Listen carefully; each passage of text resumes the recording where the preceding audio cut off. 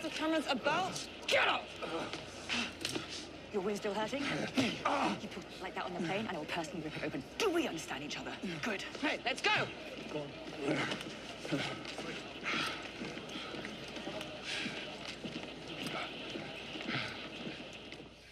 So Richard's with us now. Hello. Hi. Is that Hi. the most you've seen of this? I've seen episode 1, yeah. Why haven't you seen all of it? I find it quite difficult to watch myself. I've watched the first 2. You've seen more than me. It's good.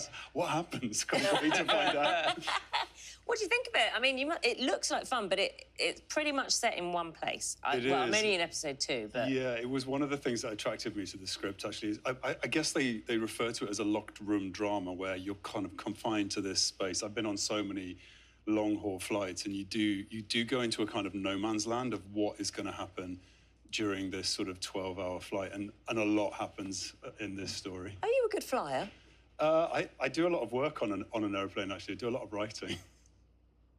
So the question was, are you a nervous flyer? Oh, a nervous because flyer. I said this good flyer, I plays didn't into mean the you. whole thing. I mean, we're not going to give too much of the plot away, Yeah. but there's people on board and stuff happens. Yes. And it will play into people's minds as, you kind of look at people and go, do you do that kind of thing? Yeah, I mean, the thing about this show is that Matthew Nolan gets arrested for... The doctor who you play. The doctor that I play. And he's being repatriated to China, accused of killing a Chinese national. He's being accompanied by D.I. Hannah Lee, played brilliantly by Jing Lucy. But when they get on the plane, terrible things start to happen, and he realizes that he's at the center of a terrible international conspiracy chaos. Okay. So there's so much tension there. Could go back to you on a flight. Yeah. I mean, there's this thing, isn't there? People are scared of flying, or people say they're scared of flying. If you watch this, is this going to exacerbate those fears, or is it going to allay some fears? You know, the first flight I did after filming, I did start to look around the plane going, there's parts of this aeroplane, the architecture of this plane that I didn't know existed, like the crew quarters downstairs, which in our show turns into a kind of a morgue. But you're looking at like the little bathrooms and the little holes that people can kind of crawl in and out of. So there's this whole kind of labyrinth that happens on an aeroplane that I didn't have a clue about before. Now, presumably, when you've... Because you've been in a lot of big movies, including, we mentioned before, the Hobbit trilogy, and you played...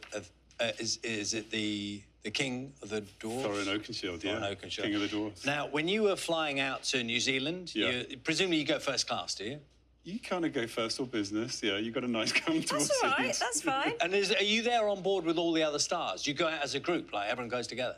No, individually. Although I did come back on one insane flight from Sydney with Lady Gaga was on the flight, and there was quite a lot of fuss about her. So were you in the same? I was in the same cabin, and I didn't have a clue that she was there. So you didn't that go was up interesting. You didn't go up to her, or... No, but there was a drama going on in the cabin. Oh, you mean there were discussions going on and stuff? Yeah, you could And you sense being it. an actor, I bet you're... I'm thinking there's something wrong, something going on with the plane. They're going to have to divert. Yeah. Okay, but it was all okay. It But was you're all here, fine. and it's all safe and sound. Yeah. One of the joys about this drama is, of course, it has politics involved in it because it's China and all of that stuff. Were you on quite a big learning curve about all things sort of political in relation to, I don't know, it's MI6, isn't it, and politicians and all that stuff? Yes, and the CIA. And what's interesting, and one of the things I loved about the story is it starts to tread quite a familiar path, but then takes a sort of a sharp swerve into an area that is unexpected. The bad guys are not the people that you expect. Now, can I just say, this scene we're seeing here, and I think we've both seen it, there is a frisking scene. Is it because you're being checked? for is that the word? Is it frisk? Where you're checked and you have to strip off, basically, because they do a full check to what's going on. Are you comfortable with that kind of thing? Do you know what? My brother texted me yesterday and said, please tell me you don't take your clothes off again. And I was like, well, there is a strip search. I mean, I looked at it in the script and went, OK. It's not that bad. You need it for this story. It's not that bad. You keep your pants on, don't you? Keep my pants. Do you think, you must think about it, I know this sounds really trivial, but as an actor, you presumably think about that a bit, and it's just literally how it works relative to your character, because you're a doctor. Yes, and it's quite important because something's revealed in that search which plays into the long story. So it's when it adds to the story, it's useful. There's another scene where, and it's probably going to be part of the trailer, so we're not spoiling too much, where you stand up in the middle of the airport. It's kind of where everyone's waiting, and you start asking everyone to film on their phones, which is actually a really kind of modern take on kind of making... This is it. Can you explain this scene? Because I just thought you would have had loads of extras in there, but this isn't actually what happened. No, there was a small group of background artists just around me to make sure that nobody kind of rugby tackled me to the floor. But yeah, we were filming in a live airport full of people, and there were signs up saying filming was happening, but you get one or two goes at it before people start to realise. Normally, you're filming something where you don't want people to spot you, whereas this was very different. He needed people's attention. And I do think some people put that scene on TikTok the same night, saying, there's a man being arrested at the airport. I think it's Richard Armitage for crimes against acting. It's almost like art imitating, life imitating art, etc. It's very nerve-wracking. I mean, my heart was thumping at my chest, but... Well, you've also got to worry that if you really worry someone there who takes it seriously. Yeah, you have to be quite mindful of not traumatising the general public, but... You said you do your writing on the plane. Yeah. And you're writing at the moment, and isn't one of your books being turned into a drama? Yes, the first book that was released on audio and print last year has been optioned to be turned into a TV drama. So, as an actor, having played a leading role, are you going to put yourself up for it?